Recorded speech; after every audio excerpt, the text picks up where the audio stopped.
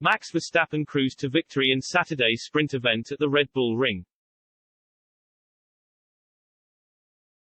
Max Verstappen will start this year's Austrian Grand Prix from pole position after breezing to a simple victory ahead of Charles Leclerc at the end of Saturday's sprint event.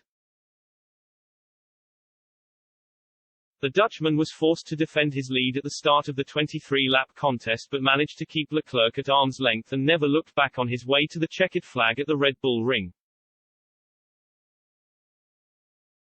Leclerc was simply not quick enough to challenge Verstappen over the course of the sprint, with the defending world champion hardly breaking a sweat as he cruised to victory by a margin of almost 2 seconds.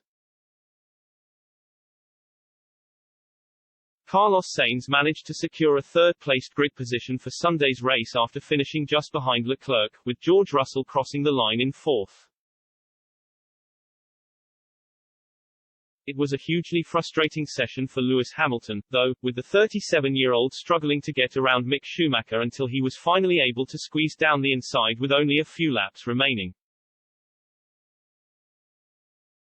He will start the Austrian Grand Prix from 8th place after making up just one position in the sprint following his unfortunate crash in Q3 on Friday. Goodbye, that's all we've got time for this afternoon. Thanks for joining us to follow today's sprint event at the Red Bull Ring, with Max Verstappen set to start this weekend's race from pole position. We'll be back tomorrow to cover the Austrian Grand Prix live from 1 p.m., with the 5 red lights scheduled to go out shortly after 2 p.m. Catch you then. Max hails fast start. It was a decent race, says Max Verstappen in his post-session interview with Sky Sports F1. We had good start in the beginning and after that we were very closely matched. It was good, it was like a sprint should go, quite flat out.